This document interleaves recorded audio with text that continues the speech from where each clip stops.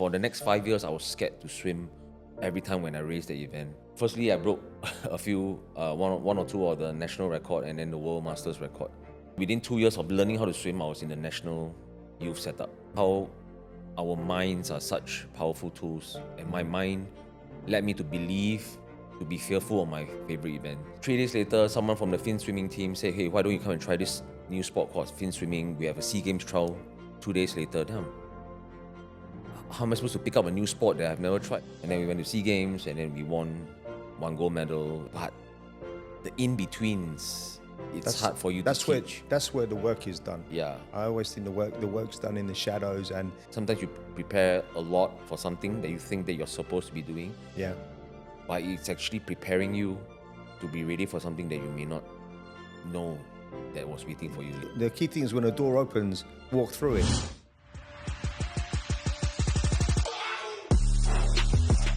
Thank you for taking the time. Yep, thanks for having me. My pleasure. So what I want to do is I want to unpack your journey, but if you can, just give a quick intro as to who you are, your background, and then we'll get stuck in.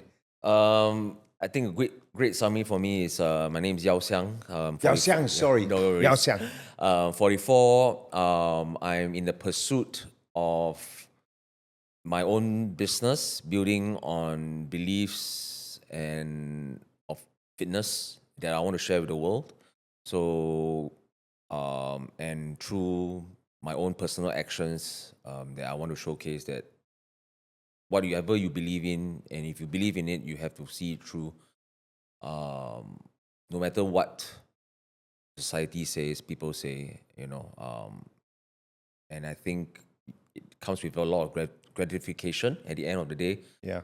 But only having to go through a lot of obstacles, because I think when you try to path your own way, people will tell you not to do that because you're supposed to be doing something, and that's a conflict that I actually enjoy, because they tell you to be unique, but yet they want you to conform in certain ways. So I like not conforming at times. Yeah. Listen, to be an outlier, you can't conform. You've got to do things unconventionally. Correct. Yeah. So share your story. You grew up in Singapore. How did sport find you?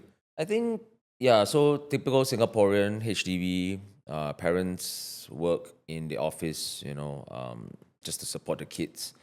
I think I discovered swimming like every other Singaporean kid is when you learn to swim at a young age. And when I say young, mine was actually old because I was 9. Okay. So I picked up swimming at 9. Took a year to finish my certs, which the teacher said was fast. They said, why don't you just try this annual national games for swimmers? At that age already? They saw you straight away, bang. So there was age groups, 11 and under, 12 and 13, 14 to 16, and so on and so forth. So I was in the youngest group. So at 10 years old, I went for my first race. I was like, I got 5th. Yeah. In Singapore, and for someone who my parents don't do sport, to them it's like, my son's 5th in Singapore. Then the coach was like, next year he can in the national team. Then how does that work? So they say, why don't you just train 1 more year? You'll be 11 and you'll be the oldest in the age group. And judging from this year, there's only 1 kid that is faster than you, because the rest of them are now 11, so they'll be in the 12-year-old. Yes. And then blindly we just said, okay, let's train 5 times a week or 6 times a week. I can't remember. From once a week. And you were only training once a week at the time. At the time you learn to swim. Yeah. Then you say, okay, just come every Sunday and you swim. Sundays. And then you just go and race. Yeah. Yeah. So within 2 years of learning how to swim, I was in the national youth setup. Amazing. Right. And because of that, I was brought over to a prestigious club. Yeah. Named Chinese Swimming Club, which is still around. And when I went there, I realized I was a small fish, even though we were in the national team. Yeah. All my mates, they were competing since they were 6, 7. And also did 10 years of that. Wanted to go for SEA Games. Missed out in SEA Games by barely a second, half a second. And then at the same year, there was a sport called Finn swimming, which I knew nothing about. How old were you at this stage? So I was 21. 21, okay. I waited for many years. At age 16, I was third in Singapore. Yeah. So hopefully by 17, we should try for SEA Games because that was the next year. But I did very badly when I went to college. Held on for 5 years because I think that 5 years was very interesting. Like I realized that how our minds are such powerful tools, and my mind led me to believe, to be fearful of my favorite event. So I couldn't do well in 5 years. Really? Yeah, it's quite crazy. What was, I want to unpack that. What was preventing, what was holding you back? So because I did well at 16, Yeah. and then I trained full time for 3 months because that time was like a 3 months JC that you didn't need to go school much. So I trained all like day in, day out, every day, and then I came back 2 seconds slower.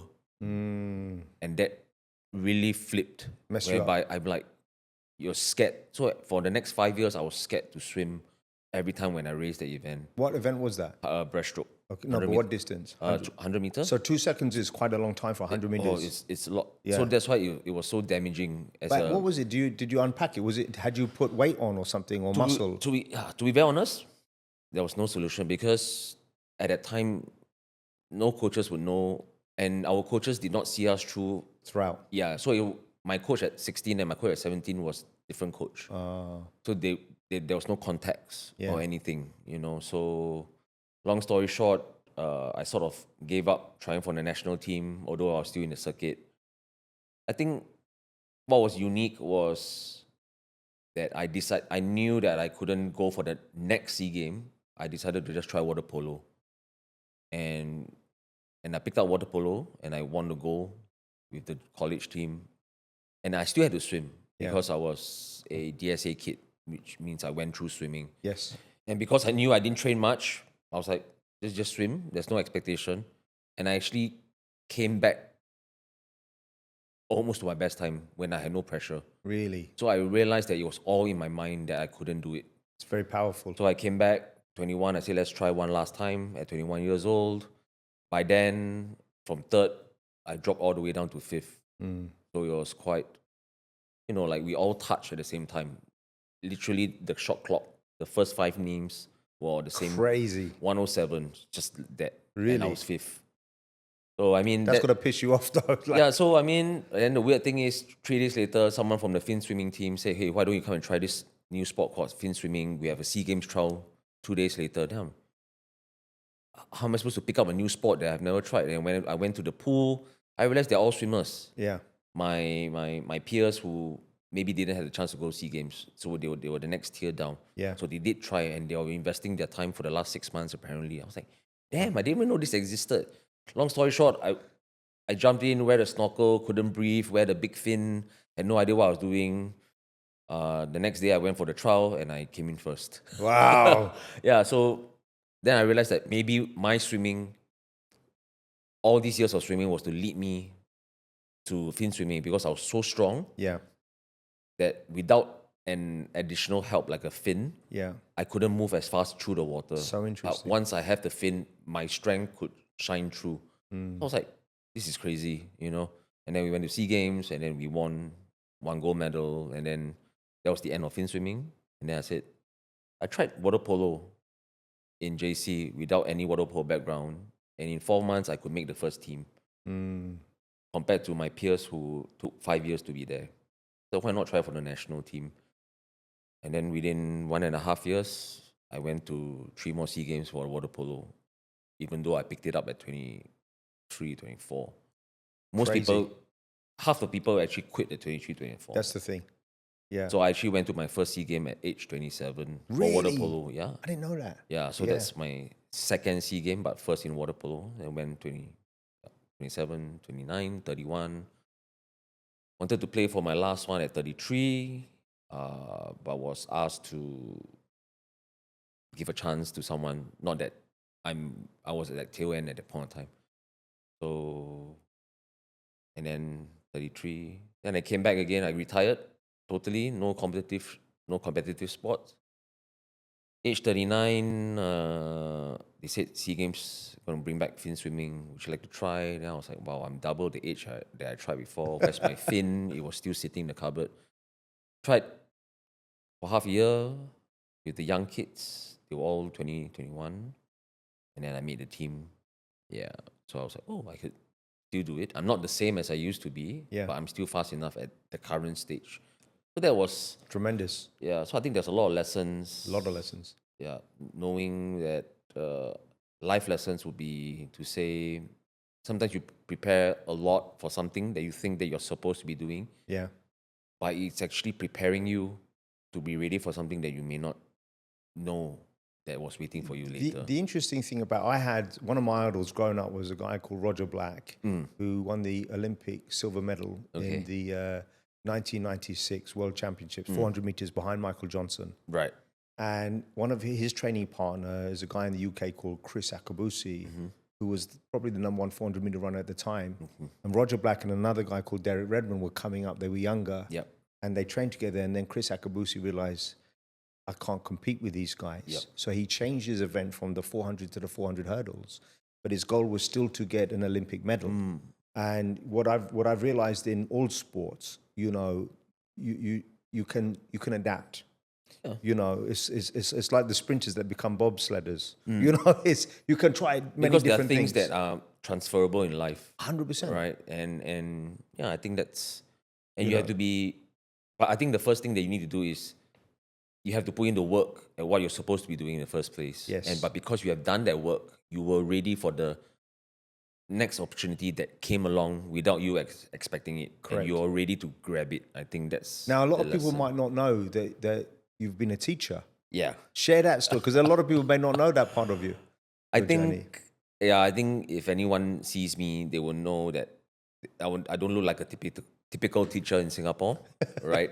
I don't know what teachers look like overseas, but not like you. Yeah. So I knew that I don't look like a teacher. I don't behave like a teacher, and I know that my ideas and the way I want to teach kids and interact with kids can be maybe a little bit different. What were you teaching? I mean, obviously, physical education. The second subject that I was supposed to teach was social studies, but I was quite lucky to be roped into a college, Raffles College at that point of time. Yes. So the focus came a full circle. That I was now taking charge as the teacher in charge for swimming and water polo. And because Raffles is a 6-year program, the idea was that after my second, third year, I would take on the secondary school side, you know, with the help of the school. So I think that was my 6 years in teaching, which was really very interesting.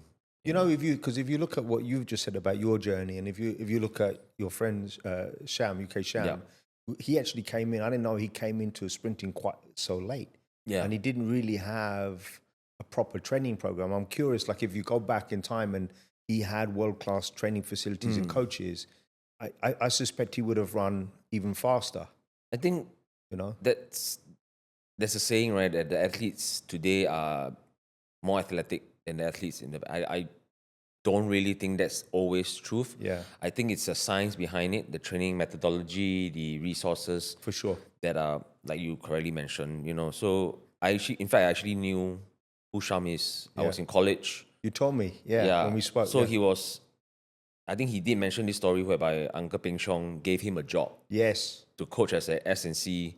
I was like, oh, so that's the first time I saw Sham. I was like, wow. Then we went back. So that means we knew each other since we were, 17. I think he was probably 20 at the point of time. Yeah. So, so he taught us some sprinting mechanics. Yeah. I was like, but I'm not a runner. Why, that kind of thing. You didn't understand what you need at the point of time. Yeah. So I think and I know that he didn't have much help. No. As much as the help the runners nowadays have. Yeah. In terms of the technology, the shoes, in fact. And he managed to do what he did. I think he'll be quite respectful. Yeah. Right.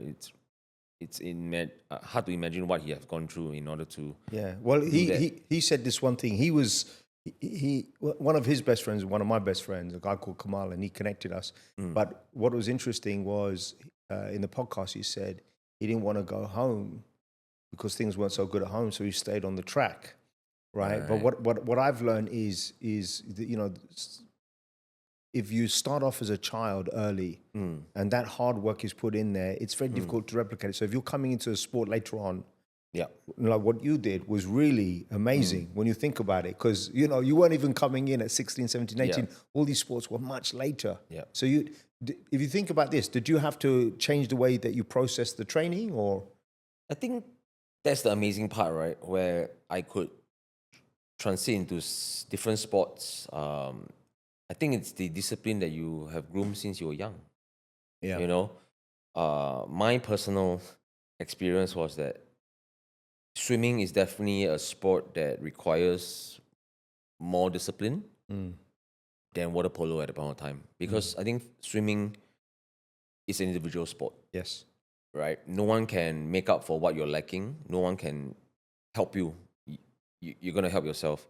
Whereas water polo, there's this team dynamics, partnership, whatnot, when to take a break.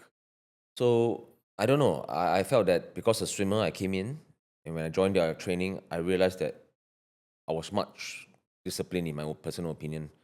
So I would go there early, just tapping the ball against the wall, because I couldn't catch the ball at that kind of time. And I knew that I had to catch up. And the only way to catch up is to do something every day. Yeah. How far would that go, we will not know, but you just have to do it first. So I think those things it's the habits and the small values habits. that and I'm still doing it, maybe in business, in your daily life, as a husband, as a son, whatnot, right? Is to keep thinking what you're supposed to be doing, and it's transferable, and that's how I believe and approach it when I teach the kids nowadays. I love that. One of my favorite sayings is, how you do anything is how you do everything. Yeah. And I believe that you can be good at multiple things because it's the same discipline and approach it's the and same. values is the same, right? So if you get a black belt in this area, you apply it to this, it will take a bit of time, but you'll get back there. So talk to me about your entrepreneurial journey. So when did you and your brother decide, hey, we're going to do this? I think, so the interesting was, I was, like you said, I was a teacher for 7 years, whatnot, including the NIE period was probably 10 years. So I think it was moving towards a direction whereby I could do this for a long time, but there's something else I want to do that I can't do when I'm older. So the struggle was real in Singapore, because financially teaching was very stable, right?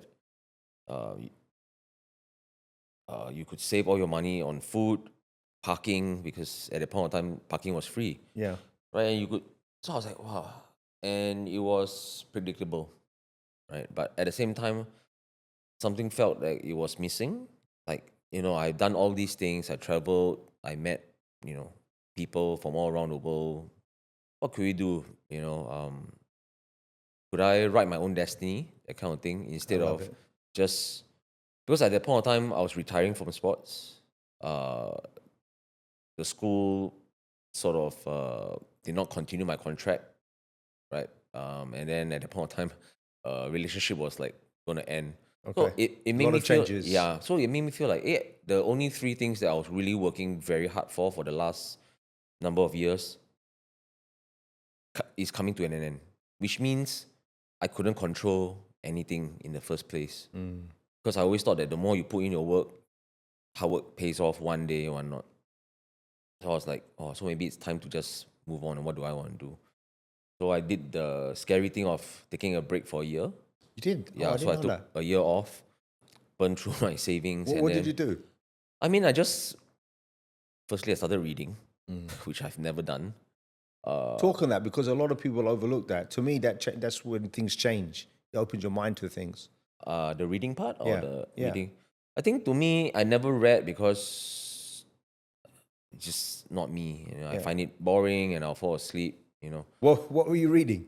I can't remember. I remember when I went to uni, I need to do arts, and then that's the first time I had to read chapters after chapters, and I struggled to keep my eyes open.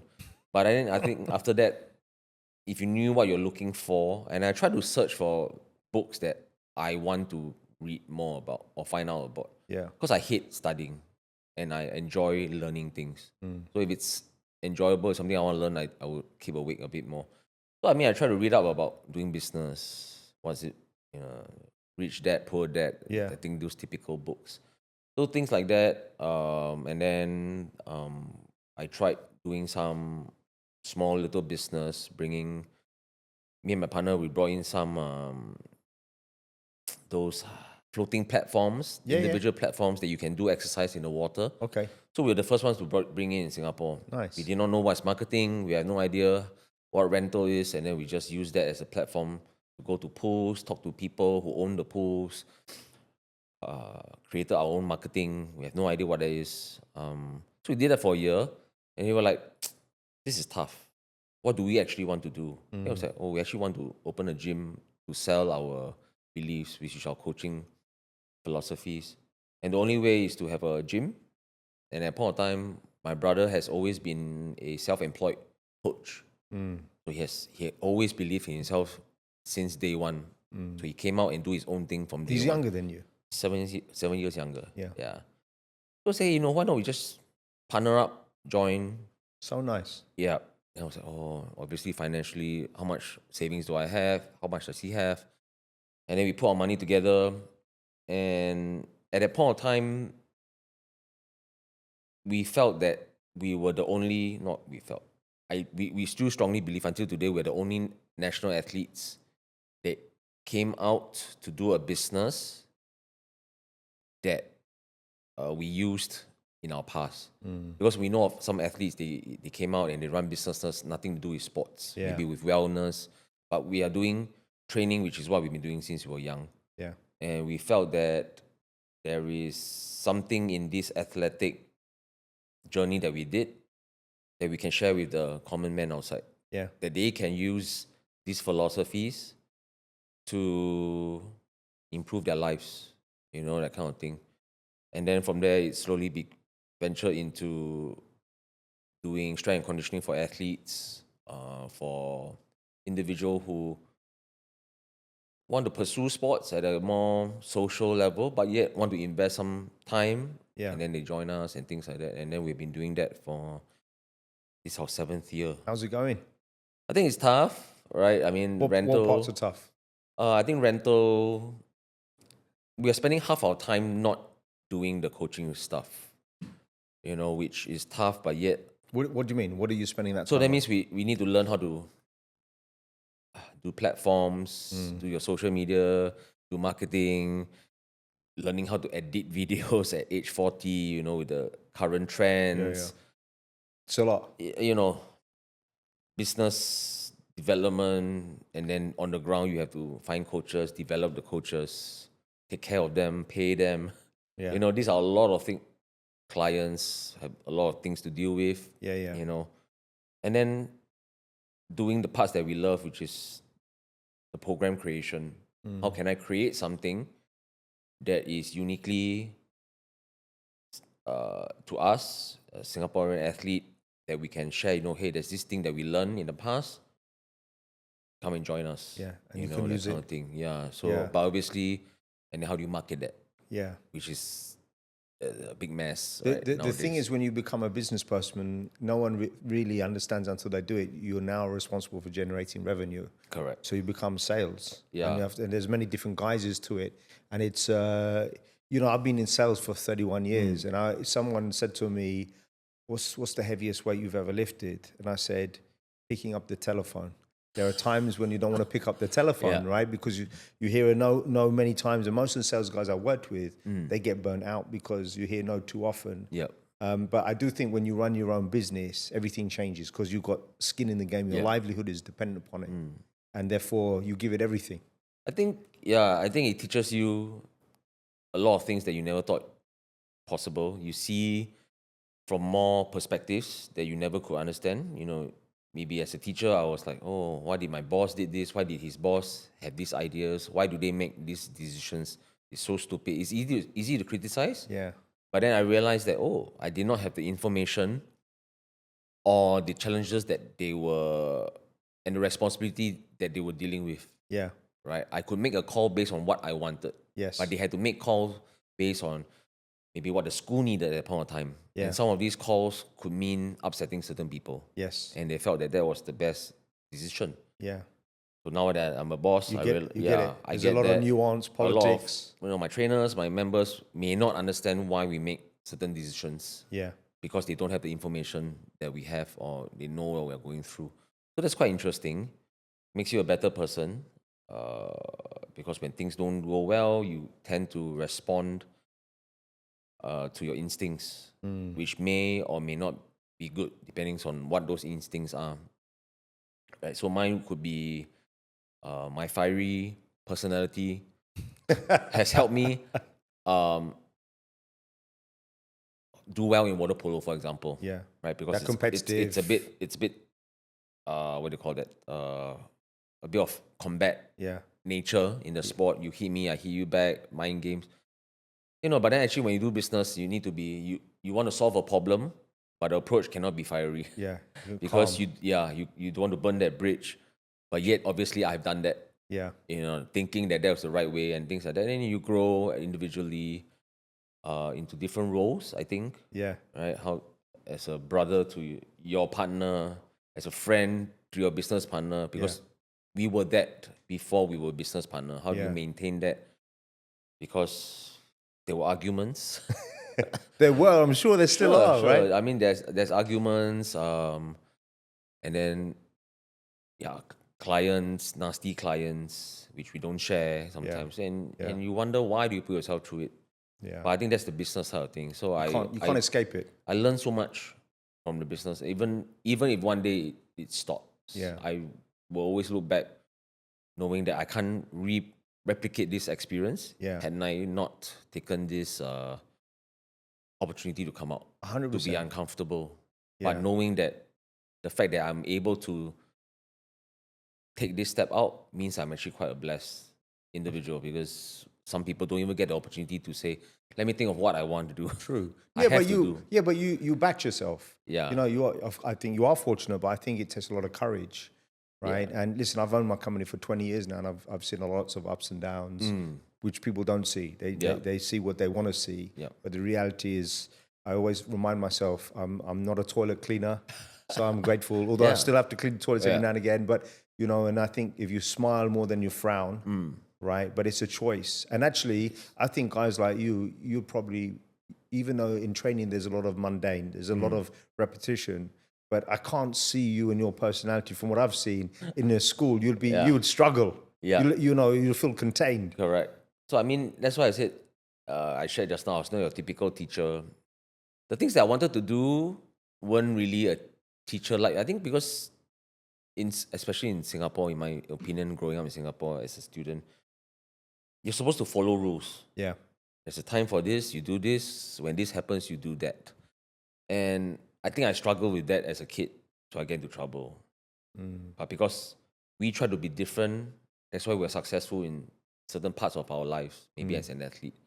But then now as a teacher, I need to be doing my job within those lines, which I feel that, sometimes we can just move out of the line, let the kids fail, Yes. make that a bit tougher. There are certain policies I don't really understand. I mean, they may not be wrong. If I can share one, would be, I believe schools reduce the number of PE lessons. Yeah. And definitely CCA training sessions nearing exam periods, nearing term test periods. And the reason is because they need time to balance their studies. Yeah. But you took everything away. Yeah. There's nothing to balance. Yeah. The only way to learn how to time manage is you give me 3 things, I have to manage them. I love that.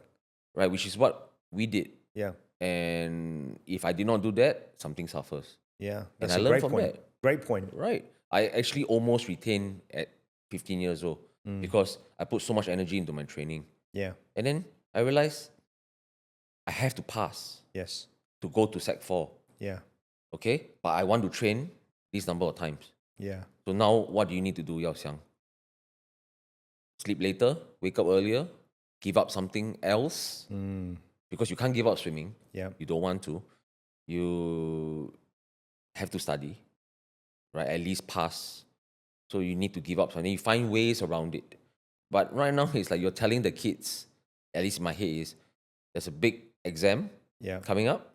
Forget everything else. Yeah. Take this commitment away from you. But that's not how life works. No. In fact, great point. It's opposite. Yeah. Right? You have a project due in at work. Yeah. Big deadline. But that deadline is not going to move or change because you're having a family crisis at home. Correct. Got to deal with it. Exactly. So to me, that's how you become resilient in the first place. Yeah. By suffering. But I believe when we suffer, even in Singapore, we all have a safety net. Yeah. Things can only go that bad. We're not going to let you suffer until that no one's going to help you. So actually, it's okay to suffer, right? I feel, or to it's part of learning. It's part of learning. Bruises, So, I mean, that was one reason why I felt that I can't. If I had to stay, I had to give up that belief I have, which was tough. Talk about longevity in training, because I turn 50 next year, and my challenge is, because I've run 3 businesses and I've got 3 kids, so like I'm an Uber driver most evenings and weekends, right? Like my daughter finishes basketball training like sometimes 9, half 9, 10. Yeah. So, and I'll stay, so I'm at work from 7:30 or 8, finish at work at 7 or 8, go and collect to bring. So, it's where do you get time, right? Yeah. So if I train now, it has to be early in the morning. But I've reached that point in my metabolism. If I look at food, I put weight on. I don't even have to bloody eat the thing. So, and you've remained in remarkable shape. But share with me some of the things that you've learned about longevity and health and keeping it all together. I think first thing to put it out there is, I think there's a lot of training methods, what to eat, and dietary and things like that. I think one thing we have to firstly acknowledge is genetics. Right, goes a long way. Those things are given to us. Yeah. Can we influence them a little bit? Sure. Right. You can make your metabolism rate go a bit faster, but you will never be as fast as someone who's naturally got high metabolism rate, right? So I think once you have that, you sort of manage your expectations, right? So it's like I will never become a supermodel that's 1.8. I can't. I just physically cannot. And if I allow and tell myself that's not within my sphere of possibility, just accept it. But without downplaying yourself. Yes. What's the best I can be in that kind of sense? 100%. So the next thing would be, I feel, and one question in my head would be, how have I been able to maintain? Obviously, the work is there. But I also know that while I'm still, the frequency has not dropped as much, but I know the intensity has dropped a lot because my body can't be going hard 7 days a week. Yeah. But yet, I have not put on weight. So something must be doing well, and I realized that it is the longevity of work, including my brother, who is even leaner, that we've been doing since we were kids. And the body adapts. Yeah. Right? It's not because I'm in my 30s, the ads that you see, 12-week program, I think those are marketing. Yeah. We have put in the work since we were 10, 11, and we've been doing it non-stop in our 20s, 30s, now into our 40s. Yeah. And the body adapts in that way. When it trains, our training methods, firstly, what we do is important. How you do it, the mind-body connection. Yeah. Are you present? Yeah. Or are you on your phone half the time? Yeah. Can you talk about that? Because a lot of people I see at the gym, and they're like, but there's no intensity, there's no focus. I think when it comes down to really getting results, I believe those really experienced trainers would tell you to do less. Because they will know that there's a lot of things that people are doing out there are doing too much. And they're not doing the right things. They're just doing a lot of things for no reason. So the intentional part, or the mind-body connection, like you mentioned, we were talking about just now, is firstly, what is your goal?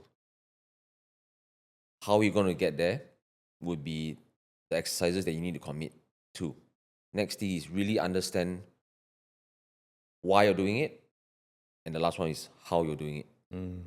Like we were saying, it's easy to just keep jumping. But do you know what you're doing? What is happening when you're jumping? Right? And if you keep building that bridge, that relationship with your body. It can be a body part with your mind. It could be your knees today, could be your fingers tomorrow, and you can control all these things really well. I mean, that's what happens when you unfortunately become paralyzed. You lost the ability for your brain to draw that connection to whichever part that has lost the ability. So while we have it, are we really maximizing that extremity that you're doing? It's like, when we're studying, everyone just goes through assessment books after one another. That's all, yeah. Correct. The more I do, the better I'll get. And sometimes when I see kids last time in school, my question is, why don't you just do those that you don't know? Just be better at things that you don't know. Yeah, work on that. Why you keep doing questions that you know you can solve? Yeah. I say, don't you think you save a lot of time? Yeah. Little tricks like that. Yeah. Because that's how I did it. Makes a big difference. Makes a big so difference. You're very efficient. Yeah, because you need to know what you're doing at that point of time when you're training. And I think training nowadays has become bigger weights, more sweat. But that's not intentional moving. You're just burning calories without your body knowing what it's actually doing. Yeah. That kind of thing. Walk us through your week now. What does it look like, your physical training? So right now I'm still trying to compete in fin swimming. So I try to go to the pool 2 to 3 times a week, which may not be enough. But how much time are you putting in? An hour a session, is it? I think an hour and a half. Oh, really? Yeah, an hour and a half. So Solid. it's actually quite short for really? swimming. Swimmers take like 2.5 hours. Really? But I realized that I can't do that anymore because firstly I'm not that. So I changed my mentality when I'm there. So today is about sprints. I just need to get 6 to 8 good sprints. And the rest of the time, what do I need to work on? And it's not so much about mileage. And I realized that, and then once I do that, then I'll say gym. Let's do gym twice a week, 3 times a week. It used to be 1.5 hours. Now I try to keep it to within an hour. And I go in, I say, okay, I need to do my mobility work. And I'm very specific in what joints to do. I need to carry heavy, move fast. That's it. I love it. 3 to 4 sets. Well, no one talks about mobility enough. Yeah. So 3 to 4 sets, and then you need to be intentional to move fast. And I think when you're moving fast, you're actually burning more. For sure. You're using more strength, so your muscles are contracting more. So end up, if you learn to do all these things well, you actually burn more calories overall. I think that's why sometimes when we do a same amount of work or duration of work, we seem to be doing more. Not because we are fitter, we just put things together better. Yeah. How did you marry your brother's training and your training? Because he was a sprinter on the track, right? So it was quite interesting. So when I went for my world masters and I wanted to go to the world stage, I had never been there. I said, my younger brother, why don't you be my coach? Which is quite weird. Firstly, he's younger. Secondly, he's not a swimmer. Yeah. So he said he found it quite interesting because he has never done a program for swimmers before. So he had the opportunity to go and research. So because when you are doing something new, you're also learning. And we like that, right? So he gave me some exercises now, like, other than 1 or 2, everything else looks like track. Yeah. Right, you're doing your box step-ups, your isometric holds in a 90-degree angle. It's like running. Yeah. Right? And then he did mention why his idea is like, whether we're running or swimming, we're using the same muscles. Yeah. It's just moving in a different medium. Yes. It is moving in different angles, but you're still using that. So the only difference is my input will be my sport move within this angle. It's not as much as yours, for example. Then we just tweak according to that. Okay, let's just do it, right? So I ran through his program, did more, carried heavier for my pull-ups than when I was in water polo, jump higher. Weights wise, I could carry as heavy, maybe not as heavy as, not heavier than when I was past. I was 40 by then. Yeah. I was carrying something when I was like 25. Wow. Right? Or maybe improve a little bit, kind of thing. So I was like, at 40 years old, I could do this. Did you see a difference? Yeah, I mean, firstly, I broke a few, one or two of the national record and then the world masters record, So amazing. For someone, again, I think for all my sports, I'm like a baby in the sense of the duration of how much time. Yeah. Because when I went to the Masters, people in the same age, we're exactly the same age, but they've been doing this sport since they were 11 or 12. Wow. Then I said, I picked it up at 40. I mean, I did once when I was 21, but that was like for a month. Yeah. And then I never did it again. Doesn't really and then I count. came back at 40. Crazy. So I was like, then yet our timings are the same. Yeah. So to me, so I think these are things that really reinforce that some of the things that I have been doing or my brother has been doing is actually correct. Did you when I spoke with Amanda Lim, she said that she didn't do any specific sprint training for a long time because she did multiple different events. Yep.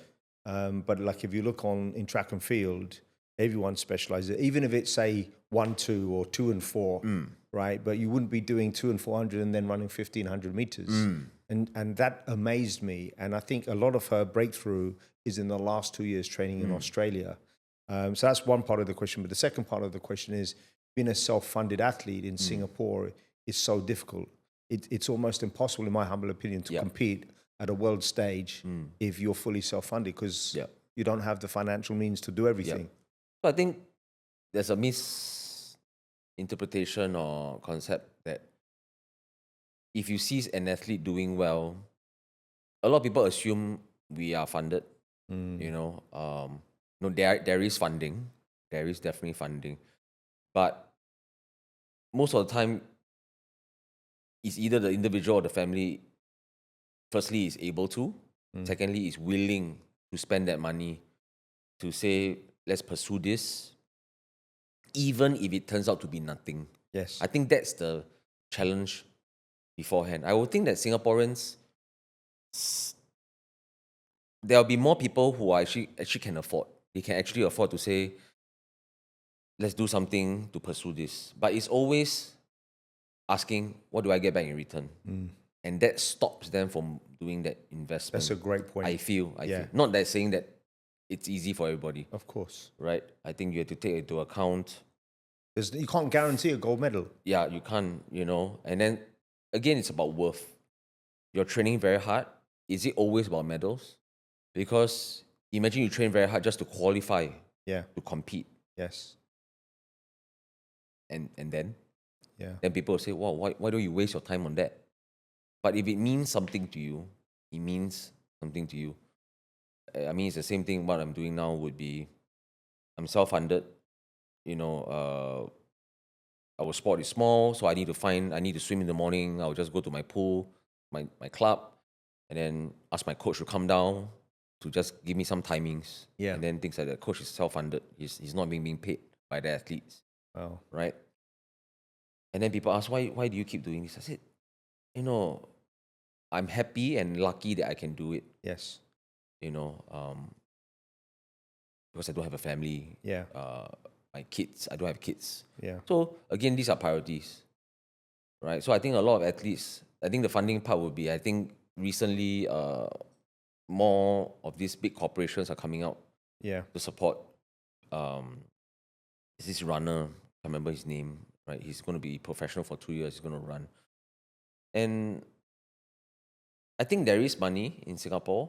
It's just how do you get funded? Because everyone is trying. But how do you prove that you're supposed to be funded? Because if attempt alone is enough to be funded, then everyone will get the money. And well, self-funding is almost like running your own business because you have a dichotomy, which is you need to train, you need to eat, sleep, go for massages, do all the self-care, but then you're trying to raise money. That consumes time. And there's a certain level of anxiety thinking, I don't know if this money's coming in. I don't know if I can do this training. And that's so hard. I don't know whether it's the right way to do it, but at least for me is I need to ask myself, or the individual who's watching this is trying to do that, is how much do you need to survive? Yeah. Is that number really a need or a want? Because if you need 5,000 to 6,000 to survive, for example, I don't know, but you want 10 because you think you need 10, then there's no way you're gonna be able to earn 10, because to earn 10, you need to be in certain jobs that will never allow you to see the day of light. Yeah. Right?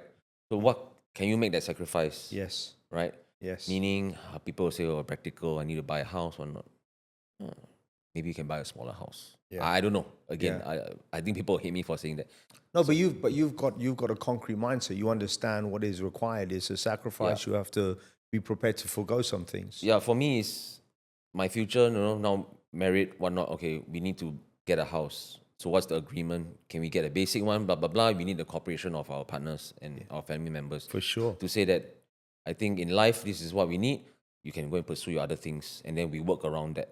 And I think when it comes down to support, I think you can't wait for the government to support you. If you want, you can do it yourself first. Got to go and get it. And then I think there's many ways. I think nowadays with social media, and if you're an athlete, I think there's great value in being an athlete now, because I think a lot of brands see athletes as the epitome of a lot of things. Rest. Yeah. It's quite interesting. I never knew or thought of that, is because there was a mattress that say, I would like to sponsor you and your brother Yeah.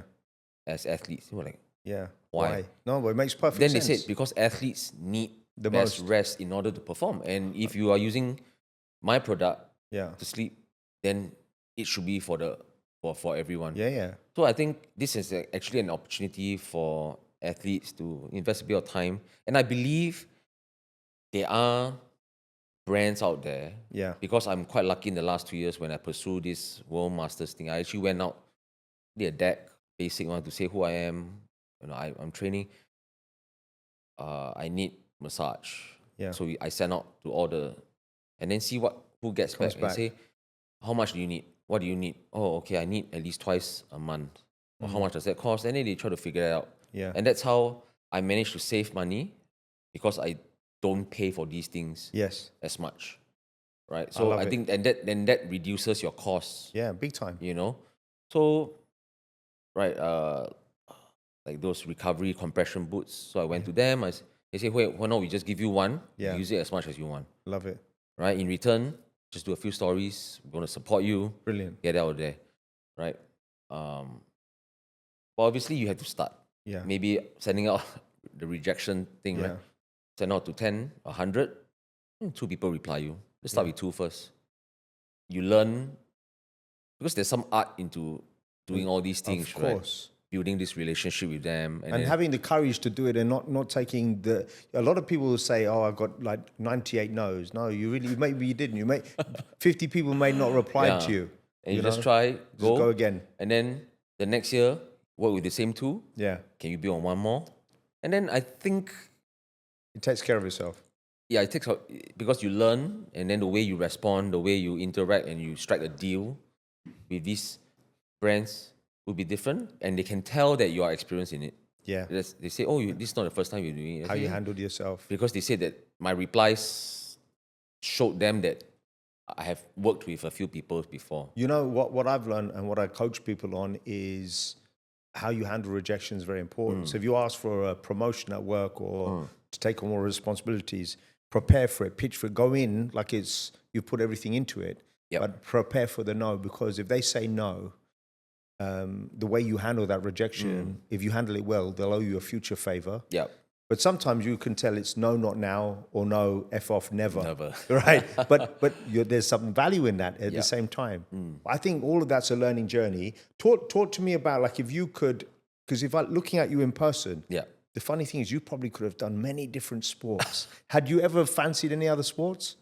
Fancy. I mean, I like playing multiple sports, but I knew that I was never going to do well in a lot of them. I mean, I like playing basketball. It's a tall man's game. Yes. There's no way. So, I mean, I've never really pursued, whatever I've pursued so far was something that came to me, I feel. Right? Like the swimming, you learn to swim, and then the coach say, why do you try? And then, not bad, let's continue. And then the next thing is, because I swam, my school had water polo, let's try water polo. So I did quite well, let's try the national team. Maybe in Singapore, our talent pool is not as big as some of the bigger ones. I managed to squeeze in despite us, being slightly smaller, and things like that. Yeah. Right. But you thought the key thing is when a door opens, walk through it. Walk through it because there are things that and I really enjoy being athletic because I find that it's a gift Of course. that I think a lot of us actually have. But it's also part of, don't you find it's part of our psychology? It's part of who you are as an individual. If you were to take that away from you, you would feel very different. I think that's also one reason how when people ask me, why 40s, why are you still doing it? I mean, even in my 30s, my friends who have kids will say, why are you wasting your time still playing? Yeah. I'm like, but I can. Yeah. And I enjoy it. Yeah. And one thing I always tell myself is every day that I'm training, I'm playing, I'm whatever, I'm moving, might be the last day. Yeah. I mean, I think that is a fact. Yeah. I could touch wood, get injured, break something, anything. injured, and then I never ever play again. Yeah. And I don't know when that day will come. But before that day comes, let's move as much as you can. I mean, you're given this for a reason. Yeah, roll with it. Yeah, so to me, I think people... Well, also now, because you own a gym, I mean, it's hard because people assume you own a gym, therefore you can work out all the time. That's not the case. But if you're a big fat slob, yeah, people are probably not going to be as interested in training with you. Yeah. Even if you had that previous, correct, great experience. So you have to embody it. I think you have to embody it. You need to show that it's part of your lifestyle. If not, you won't really... I feel that, at least for me and my brother, because this is who we are. Yeah. Hence, we open this gym. I think there are businesses out there whereby they're opening it because commercially. Yeah. I open a franchise, I just take something, I have money, I pump it in. Hopefully, it gives me some return in the long run. But for us, siblings, we're different. Yeah. This is what we knew since we were kids. We are quite good at that. We are still rather competitive at our age group. My brother is still running track. He's going for masters. Oh, is he? Right, at 37. Things like we're still doing that. And we hope, and I think we have inspired certain people, even the younger ones, to say, wow, at this age you can do this, blah, blah, blah. So why can't I do that as well? Yeah. And I think that's quite flattering, and that's all you can. Not say that's all. I think it's a lot of things to be grateful. You when you influence one person, 100 people, it's big positives. Yeah. If you could train with any three athletes, in their heyday, right? Who would you love to train with to enjoy, see what they're doing, mix it up with? Firstly, as a swimmer, I think the number one person that I would like to train with, I wouldn't say ironic, it's actually Uncle Peng Xiong. Oh, okay. Right? Because to me, it's like in the 80s, you're the fastest, not Singaporean, you're literally the fastest in the world at one point, no matter how short that was. How do you do that as a Singaporean, right? So that would be amazing to and the reason why I chose Singaporean because he's a Singaporean, he's living in Singapore, he's living our lives, know. And sometimes when we aspire to be, if I were to say Michael Phelps, we don't live in the US. No, he's close to home. Yeah, correct. So this guy his achievement is great. Yeah. And he's literally someone that we can follow and have a blueprint. So I think that's one. The basketball would be your Jordan and your Kobe, whereby like they keep saying they're killers, super competitive, that switch.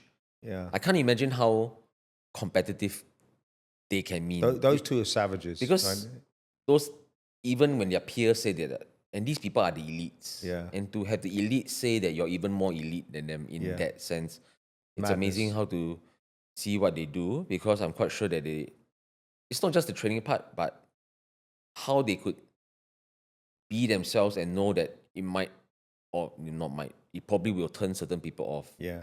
But they still didn't care. Going through that, right? That's why I think Usain Bolt is such an anomaly, because before him the sprinters were like heavyweight boxers. They'd be angry, like and he came and he started smiling, kissing to the crowd. But I saw an interview with him recently, which was when one of the guys, Johan Blake, who was the second fastest guy of all time, beat him in a race and did this. All right. And he said, "Nah, mate."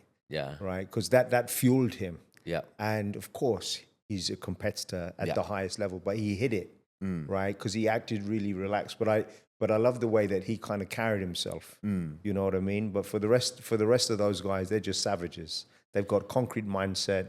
I mean, as a ex-athlete yourself, I think there's so many intangible things that we can't really explain to people, because like just the statement that you just said is, he took it to heart. Yeah. And we know that after taking it to heart, what happened? He broke the world record or not. Yeah. But in between that moment to the moment that he won, what went through that training? Day? Yeah, he just every day is thinking about, correct. I'm going to get this guy. And then the psychology of that is, a lot of us think about the results. Yeah. But I also learned, once you think about the result, once you see it in your head, that's the last time you'll see it until the day itself. I couldn't understand what that means. I think what it meant was, a lot of us want to achieve that goal. And sometimes that goal can be quite overwhelming. So it prevents you from doing it to even start. Or you get so fixated on a goal that you negate what you're supposed to be doing every day. So I truly believe that the best athletes know they have a goal, and that's the last time they probably think about it. Yeah. As in, think about it. It goes back into their mind. They get on with the work. And then they go on, they will know, so Michael Phelps will say that for 4 years or how many X number of years, he have never missed a swim. Yeah. And that's the first thing you need to do. Yeah. You need to show up all the time. Next thing will be when you're showing up. Because right now, everyone is showing up is better than not. Yeah, it's true. But what are you doing when you show up? Yeah, it's got to be productive. Right, and things like that. And so detailed that I don't think a lot of people can comprehend. Yeah. All the small adjustments that can't be taught. Yeah. Because it's an art. Yeah. And that's how we train, and that's how we go through life. I feel as a business owner, you will know that. Yeah.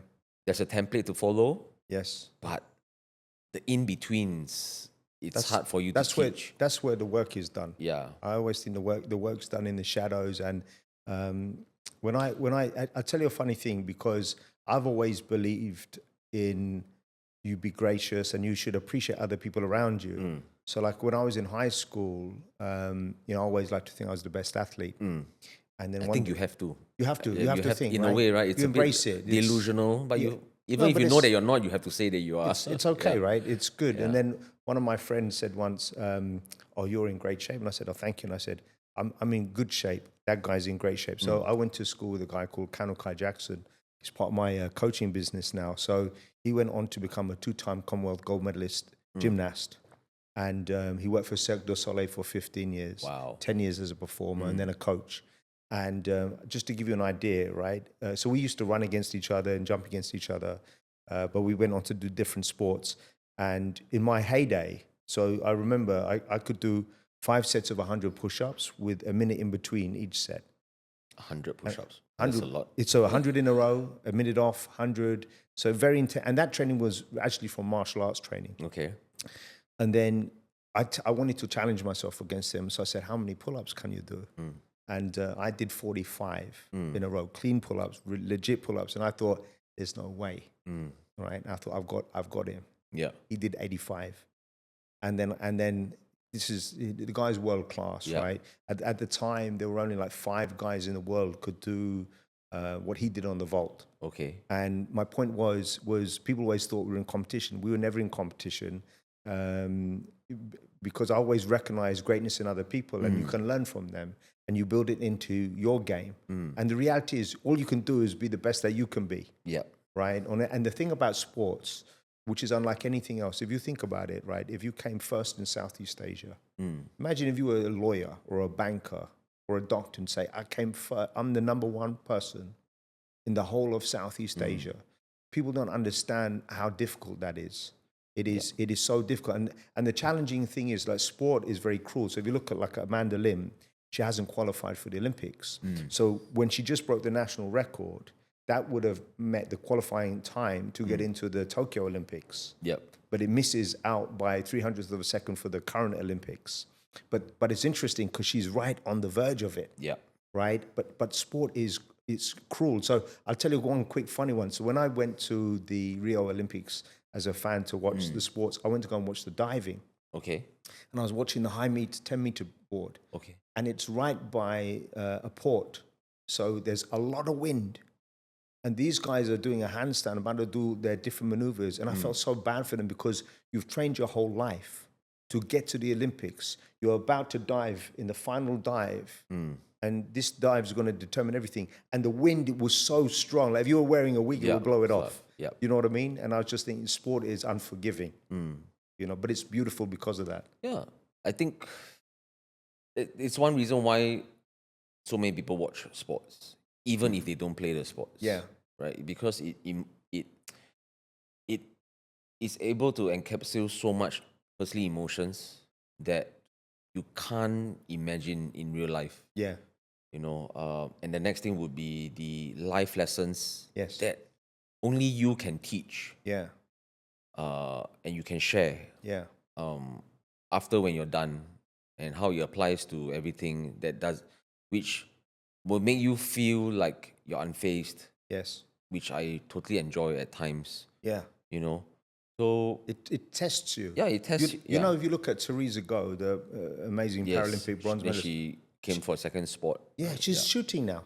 And actually, I was asking her about some of her lifts. I think she could have been a power lifter.